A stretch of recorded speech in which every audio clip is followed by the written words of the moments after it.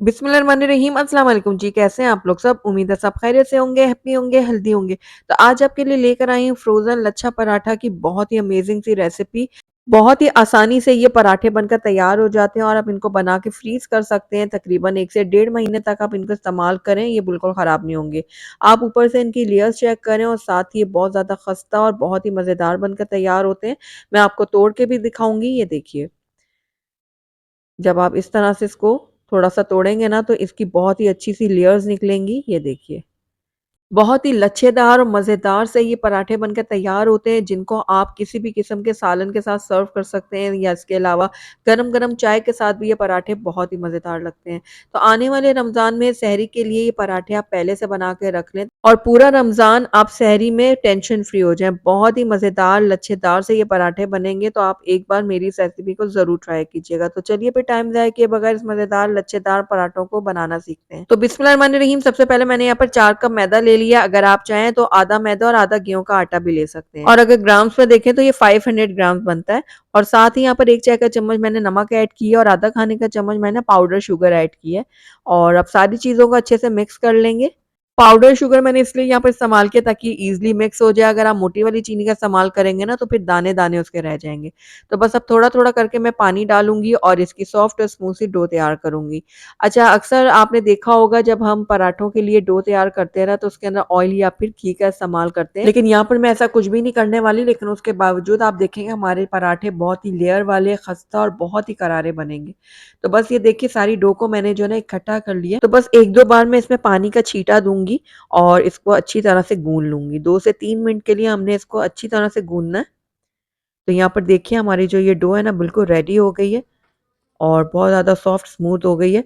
तो बस अब इसको दोबारा से इकट्ठा करूँगी और इसके ऊपर मैं थोड़ा-सा जो है ना ऑयल या फिर घी लगा दूँगी ताकि इसके ऊपर की जो सरफेस है ना वो ड्राई ना हो।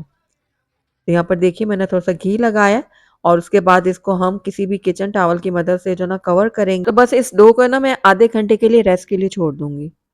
तो तकरीबन आधा घंटा हो गया था, तो आइए हम इसको चेक कर लेते हैं। तो यहाँ पर देखिए डो हमारी बिल्कुल परफेक्ट रेडी हो गई है, बहुत सॉफ्ट स्मूथ ये डो रेडी हुई है। तो बस इसको 1-2 पंच मैं और मार लेती हूँ, उसके बाद हमने इसके पेड़े रेडी करने हैं। तो जितने छोटे-बड़े आपने पराठे बनाने हैं ना, उस हिसाब से इसके बॉल्स जो है ना रेडी कर लें। मैं यहाँ पर थोड़े से भारी पराठे बना रही हूँ, तो मेरे जो है ना पराठे ये तकरीबन 8 अदद बन जाएँगे इतनी डो से। लेकिन अगर आप मीडियम साइज़ के बनाएँगे तो आपके 10 बन जाएँगे तकरीबन। तो यहाँ पर देखिए पेड़े जो है ना मैंने रेडी कर लिए हैं। अब इसके ऊपर हम थोड़ा-सा जो है ना ऑयल अप्लाई कर देंगे ताकि ये ऊपर से ना अच्छे से सॉफ्ट रहें और ड्राई ना हो। क्योंकि हमने इन पेड़ों को भी 10 मिनट के लिए रेस्ट के लिए छोड़ना है। तो बस इस तरह से जो है ना हम थोड़ा-थोड़ा ऑयल जो है ना इसके ऊपर लगा देंगे पेड़ों के ऊपर। तो अच्छी तरह से ये ऑयल लगाने के बाद दोबारा से इसको हम कवर करेंगे और इसको 10 मिनट के लिए जो है ना रेस्ट के लिए छोड़ देंगे।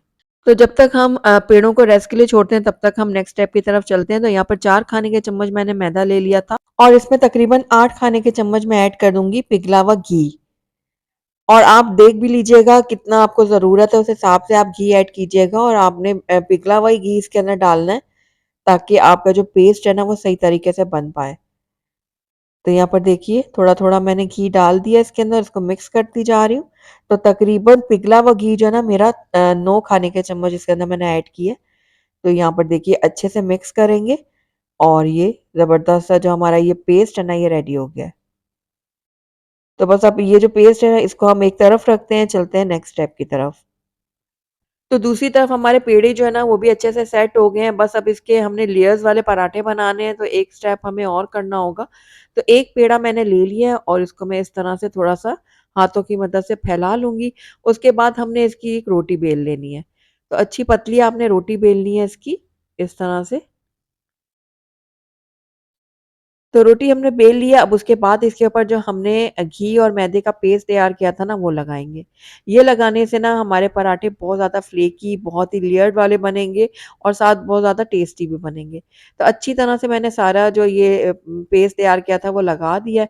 अब दोनों तरफ से हम इसको फ़ोल्ड करेंगे, उसके बाद हल्का-सा प्रेस करते हुए बढ़ाएँगे और दोबारा से इसके ऊपर लगा देंगे हम घी और मैदे का पेस्ट। ये देखिए।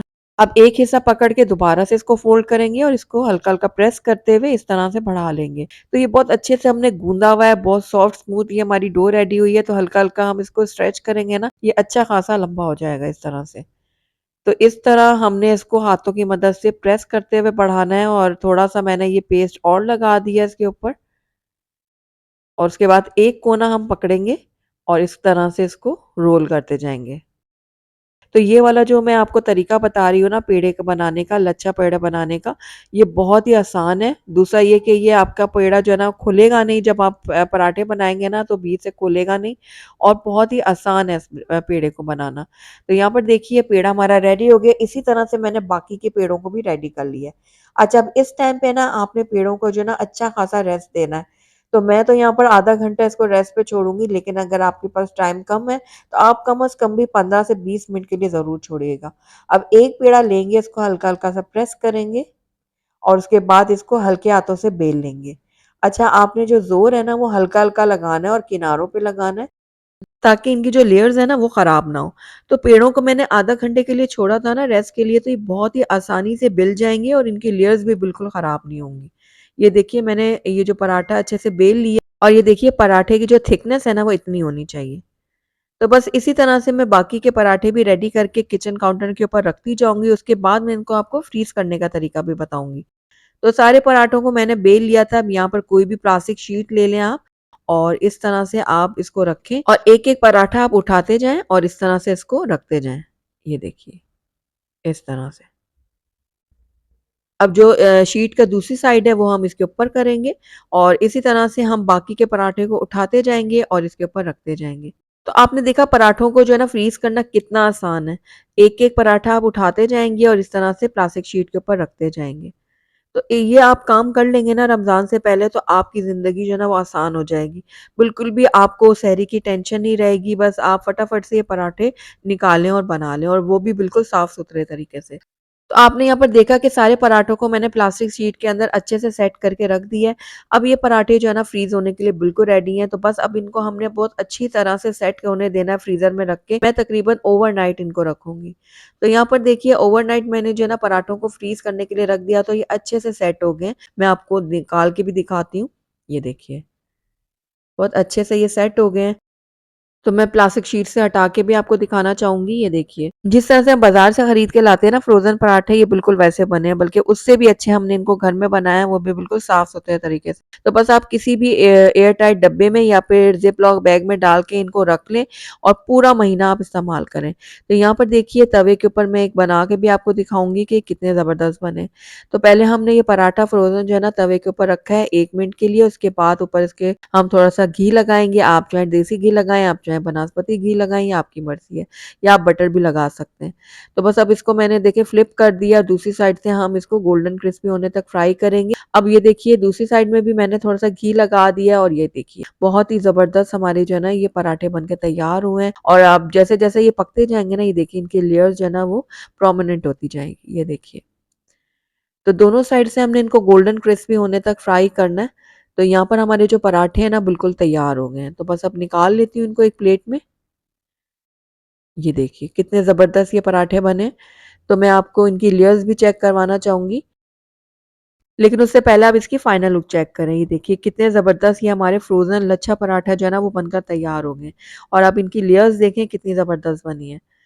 تو میں توڑ کے بھی دکھاتی ہوں آپ کو۔ یہ دیکھیے پہلے اس طرح سے کر لیں آپ پراٹھوں کو، تاکہ ان کی لیئرز کھل جائیں، اور یہ دیکھیے کتنے لچھے دار ہمارے یہ پراٹھے بن کر تیار ہوئے ہیں، اور ان کا ٹیسٹ اتنا کوئی یونیک ہے کہ میں آپ کو بتا نہیں سکتی۔ وہ تو ایک بار جب آپ اس کو ٹرائی کریں گے تبھی جان پائیں گے کہ یہ کتنے مزیدار بنتے ہیں۔ تو آپ ضرور ٹرائی کیجئے گا، اور ٹرائی کر کے مجھے بتائیے گا کہ میری آج کی ریسیپی آپ کو کیسی لگی۔ اگر اچھی لگی ہے تو اس کو لائک ضرور کیجئے گا، فرینڈز اور فیملی میں اس کو زیادہ سے زیادہ شیئر کیجئے گا۔ اگر پہلی دفعہ میرے چینل پہ آئیں تو کائنڈلی اس کو سبسکرائب بھی کر لیں، ساتھ ہی بیل آئیکن کو بھی پریس کر دیں، تاکہ میری ہر نئی آنے والی ویڈیو کی نوٹیفیکیشن سب سے پہلے آپ تک پہنچے۔ Thank you for watching. اللہ حافظ۔